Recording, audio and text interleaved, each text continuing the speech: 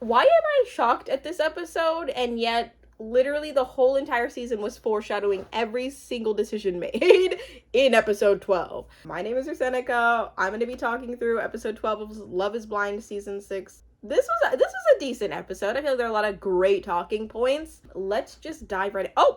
Oh my god. Before I dive right in, you can support this channel in any way you feel like you want to. Give me like a comment, give me like a like. It's so uncomfortable asking for like comments and likes and like support. It's really hard, but I just got to do it or else I'm not going to get it. And I have like links below and how you can support me. Somebody bought me a coffee the other day. Thank you so much to Anonymous for getting me a coffee.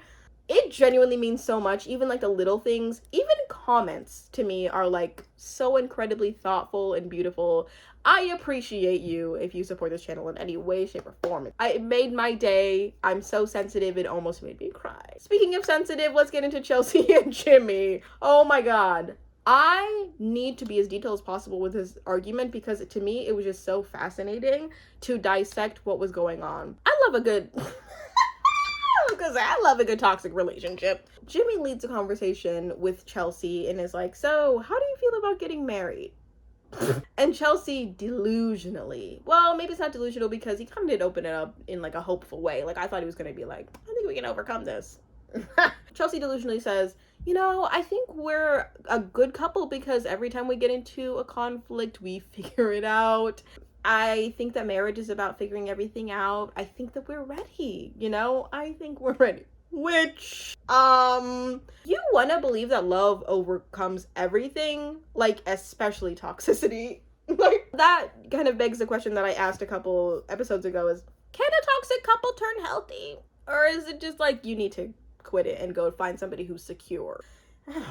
But Chelsea was really trying to figure that one out. Just being like, I think we can do it. Jimmy starts and he leads with something that's so unusual. He's basically saying, like, in front of the other couples, you said 3 times that Amy and Johnny were the strongest couple, and I just didn't appreciate it. Which was really interesting to lead with. If you were gonna bring up, oh, I thought that Amy and Johnny were the strongest couple, bring up something like, Amy and Johnny are clearly the strongest couple, and it should show us that we are nowhere near that. We are so far from being the strongest couple that is marriage material. That's marriage material. We are not even relationship material. We are couples therapy, long-term couples therapy material. So we should not be getting anywhere near a marriage. That's what he should have said, but instead I think he brought it up in kind of like a jealousy way. I think that honestly he maybe felt like she wasn't recognizing his efforts in that moment. Maybe he felt a little bit sad at the fact that he's trying so hard and he feels like he's putting in effort to be the strongest couple, but it just isn't not landing. So then Chelsea says, I said that because we're working through things, babe. And then she said, so now you're saying you're not set on going? So you're not set on going. And he's like, I'm not set on going. Or I'm set on not going. So that sets her off. She just goes, like, she's triggered. You can see in this moment she's, like, triggered because she feels rejected and hurt. And she's like, you know, why did you even propose to me? Like, you knew who I was. Why would you propose to me? Because he didn't know it was going to be like this. Like, if anybody could have seen that coming, nobody would have proposed. I don't think you ever wanted to marry me. And he's like, really? You think I didn't marry you? He's not even taking it seriously. He's literally like, you really, like, don't be stupid. Like, I mean, he doesn't say don't be stupid, but his face is giving don't be stupid. Come on, I'm trying my hardest for you. I think we all saw that he was really genuinely trying. And we all feel bad for him. America feels bad for you, Jimmy. I don't understand the Jimmy hype, but I do feel bad for the boy because he's really putting us all into this. And it's kind of embarrassing for him too. Oh, sheesh. Can you imagine being in Jimmy's position, like having your coworkers, people you knew, like high school teachers, elementary teachers, the thought of that makes me want to throw up. I'm not even him, and I kind of want to die a little bit. So then she says, why are you bringing this up now? We already picked our song. We carved that ice. We had a nice day, and you just wasted my time. We wasted our time. And he's like, I am bringing this up because I am just now feeling this. Like, I'm sorry, but I was just now feeling this, and this just needs to be said.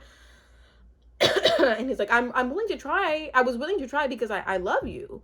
I love you. And she goes, I love you.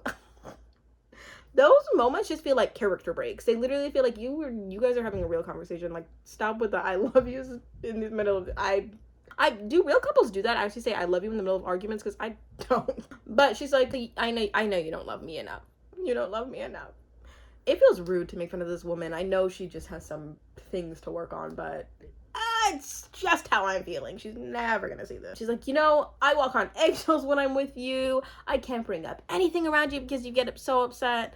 And it's like, where do these things come from? Oh, I feel so bad for Jimmy in this moment. And well, I don't, because he immediately just goes, when do I get so upset? Because truly, Jimmy really, I feel like, is coming off really good in this season, because we all, like, for the most part, are rooting for him and kind of villainizing Chelsea because she's difficult to deal with. He was like what? Like, when have you, And she's like, I just don't know why this one argument would cause this much of a rupture in our relationship. Like, now all of a sudden you don't want to marry me. All of a sudden you don't want to marry me. And then they talk about the argument. They literally recap their whole entire relationship of the show in that conversation. Like, it's just, well, I'm not comfortable with the girl that you were intimate with, and the fact that you text her all the time. And he's like, you text your guy best friend who's also your ex. And he's like, and she's like, I would call that a mutual friend. What is a mutual friend? So they just they're like going back and forth. It's like tit for tat. They're literally rehashing everything. He basically is like, I brought my friend on because I wanted her to meet you, but you just like really betrayed my trust, and that was difficult. And she's like, but that one argument shouldn't, like, sway things. But he said, it's not just one argument though. We have a lot of issues.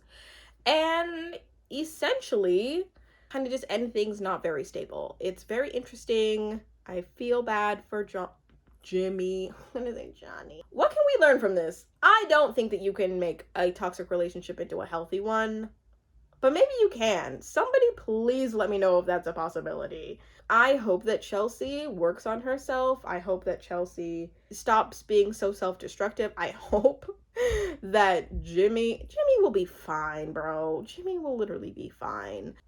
Imagine if, like, on the reunion, by the way, I was gonna say, imagine if on the reunion, Jimmy and his friend have started dating. We did not get a preview of the reunion. That's a little unfair. I feel like I waited pretty much through Amy and Johnny's wedding for a preview or something, and we didn't get a thing, and that's kind of annoying. Netflix, I'm looking at you, Netflix. Why? How could you do that to me? Then we have Clay, AD, Amy and Johnny, Bachelorette and Bachelorette parties. AD's fit is cute. Amy's always cute. What is there to say? There's literally not a lot to say other than the fact that AD was shocked at Amy not having been intimate with Johnny. I don't know why there's this, like, obsession with people being like, oh my god, you didn't test drive them.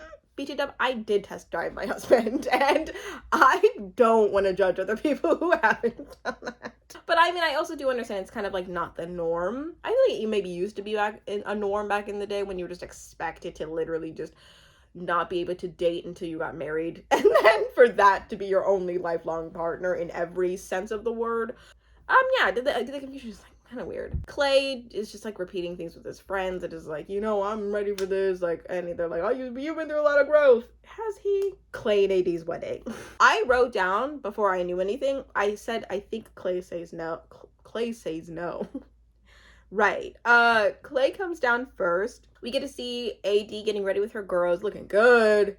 One thing about AD, she gonna look good. One thing about AD, she gonna look good. AD's mom comes into the room. Also, I feel like I was a little bit hard on AD's mom and then also Clay's mom. They're such beautiful people that just shine so brightly, and it just is they're so comforting.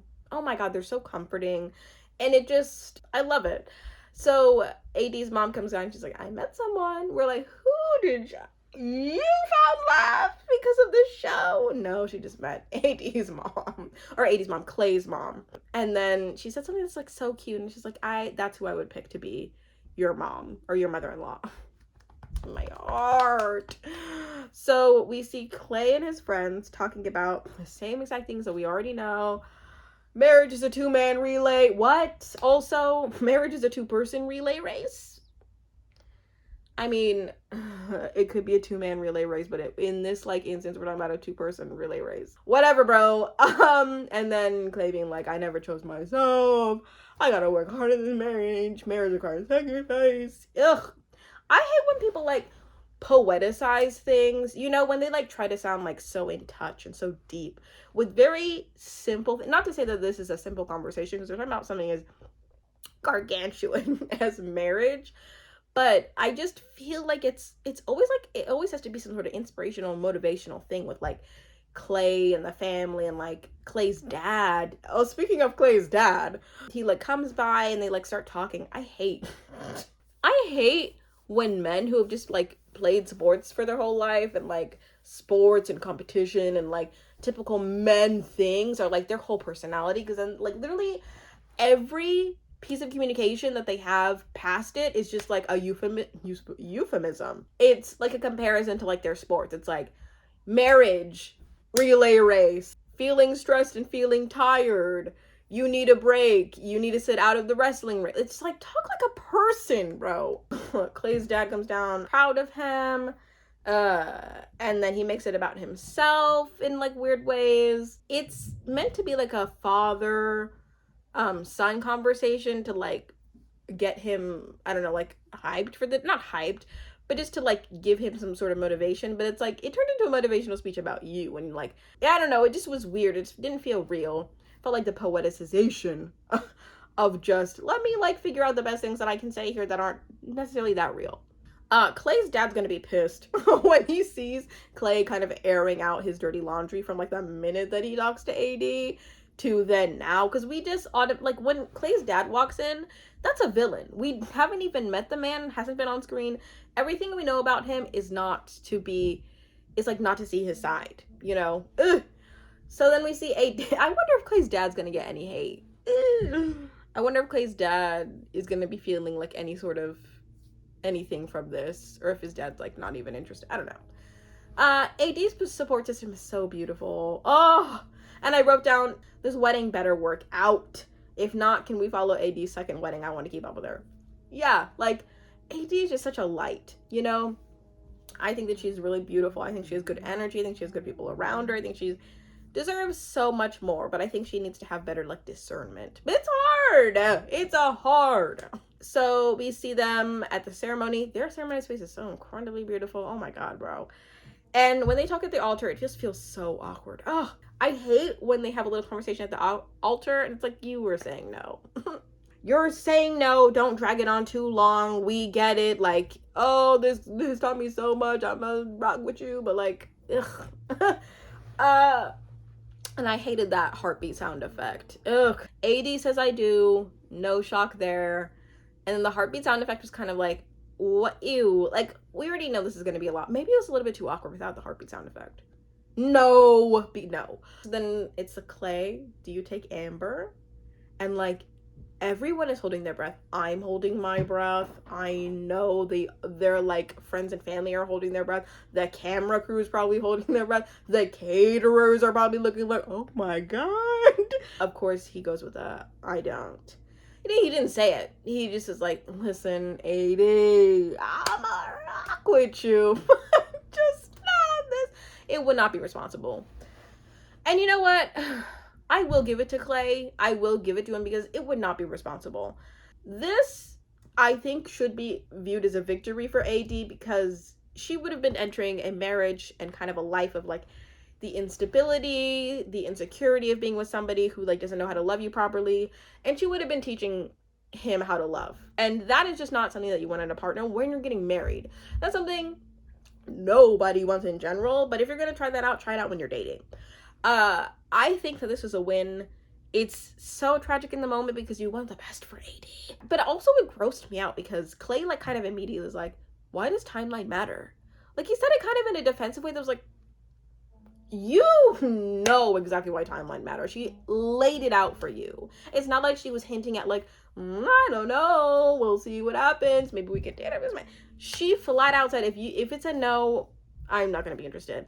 And then he had the nerve to set up at the stupid altar to be like, why does timeline matter? It matters to her because those are her parameters. In my opinion, I think if they broke up and dated after, I think that would be an option, but that's not an option for her. She just picked it out. She explained it to you. What the heck? I do have to give it to Clay. Like, I think we're all really hard on Clay because it's weird being so incredibly honest about the flaws you have and the way that you're like not measuring up to being a husband and like the trauma that you've gone through in relation to like your parents. But it's like, it is kind of admirable to be so outspoken about those things. It sounds bad for me to like advocate for him on that behalf, but really, like, he didn't do anything necessarily wrong that was harmful to AD, that was like immoral. I think he just kind of spoke his mind and then ended up horrible. Like, I'm not saying I stand behind his words or his actions or anything. I'm just saying I feel like it's admirable that he's even just honest, because some men are just like, will act like they're the greatest, will act like they're such a gentleman, will act like they're gonna say yes, and then are just all of a sudden like, sorry. He was at least honest about how like he does not have it in him, you know. When he said, I'm not prepared, we believed it because we knew. And then we find out the reason that he said no is, well, not the reason, one of the reasons, which I'm assuming the producers were like, give us a realistic reason as to why you don't think the marriage would work out, or what you don't understand about her. And then he says, I don't understand her finances, you know, like, and that's really interesting to hear, because it's always like stuff we haven't heard before, and I'm pretty sure the producers do that to like make it a shock at the end. But it's like, her finances, we have never heard that conversation before. What the heck? Are her finances that different than yours? Is it because you like work literally all day and night? Because of course you're gonna make more. I don't know, I just feel like it's weird also when people say like, oh, finances don't align. When you love somebody, finances truly, I don't think, I mean, finances matter, they break marriages. Finances, I think, is like number in the top like 3 reasons for like divorce or like something related to finances. Just find it to be a weird reasoning. So then Clay sees AD and they talk it out. I wanted AD so badly to be like, I don't want to talk to you right now. Leave me alone. Because that's what she deserved. We understand why he said no. And I feel like for her, I like the closure that she got, but also I'm like, ew, send him out of the room. Get him out of here. We get one of the most important conversations that will ever happen on the Love is Blind show. Clay and AD's, sorry, I keep saying Clay and AD's parents, but like, it's just Clay's mom and dad talk. And I absolutely love Clay's mom's delivery. Clay's mom is named Margarita, correct? Oh my God. She said, you know, a lot of things are happening. He's bringing a lot of emotional baggage up to the altar that he shouldn't have. He's struggling because the fact that his marriage is wrapped up in the realism of our marriage, and mainly your discretions. And I like that she politely came with it. She wasn't like, this is not, like, he's doing this because you really, you know. She just was saying, you know, I forgive you for these things, but our brokenness should not have had it to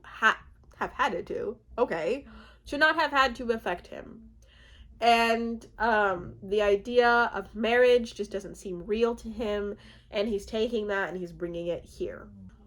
That was the most mature conversation we will ever see on this show, and it was very real and it was very respectable. And I don't think the dad really responded too much because I get when people are like, well, that's just because I grew up I didn't have good role models around me. I get that, but I just feel like we've heard that so many times that it's like, okay, it's a little bit of a cop-out. It is an explanation, but it's a little bit of a cop-out. People say like, I didn't grow up around good role models. I know that can set you up for failure a lot of the time, but it's like, you cheated in year 7. I feel like you had a good chance of maybe just not listening to your role models at that point. I don't know. He says something, and her response to the thing that he says, you know what? Clay's just gonna find himself somebody like you. You know, he's gonna meet somebody like you, like I had you. And then she said, yeah, you had me, but you weren't good to me. That was beautiful because it was just like, oh, you are sitting here recognizing I'm a good woman. Also, so sorry my neighbors are doing something. I can't. It's fine. It just is like, you're sitting here validating the fact that I was a good person and that you still couldn't treat me right. What the heck is wrong with you? What the heck? That's what's wrong. That's what's gonna be wrong with Clay, is the fact that like he had somebody who was good and he's just not able to go through with it. What the heck? Ugh. So AD and Clay go back to talking and she says, you're saying like you learned so much about yourself, because Clay's going off on this thing about like, I'm not having this. I'm not having this. I'm not going to be good at this. I'm not responsible enough. I learned so much about myself. You helped me learn so much about myself. And she says, yeah, you learned so much about yourself, but I felt like you used me to do it. That was real poetry. I talk about the poetification of these conversations. That was real poetry. I feel like that is such a thing that a lot of young people can relate to, is you go through these little like situationships and these little relationships and these little things, and people just use you. I feel like that's a very common thing that AD is feeling, especially for Black women who experience struggle love. It's just like, you know what? It's on us as women to be very strong, to be there, to be down for your man. But it's not shocking when a man is just like, doesn't recognize that. And that's AD is saying you learn so much about yourself at my expense. That is what it is. Ew. Can we find a fine, respectful, beautiful chocolate man for Miss AD? It doesn't have to be a chocolate man. I think that she was open to Matthew, but like, just a fine, beautiful, respectful man for AD, that she doesn't have to teach how to be a nice, I was gonna say lover. Why are we sexualizing lover? Okay, I can say, who can be a good lover to AD and be in an equal partnership? I can't wait for the reunion. I can't wait for AD to get her flowers for this season. I thought I wasn't going to be excited for Johnny and Amy's wedding, but I was, because we needed to end off on a good note. Them including like a moment for the grandparents was just like, this is a union. This is not just TV. This is real people coming together. There were so many moments where I felt like I was gonna cry. I was like, I haven't watched this couple like pretty much most of the season because I'm tired of their scenes, but I think it's so beautiful that his like family was there. His like parents were like really easygoing, and that's just the type of ease that I want. Is just, I want the parents to just be like respectful and also supportive, and to just come together and to not have like any drama. That was beautiful. That was beautiful. Great season. I'm gonna be recapping the reunion as well whenever it comes out. Well, I know when it comes out. It comes out March 13th. Let me know what you thought about this episode. The episode, but my video. And give me a like, a comment, or you can support me down below if you'd like to. It's a free country, hopefully, where you're at. Not me assuming where you're at.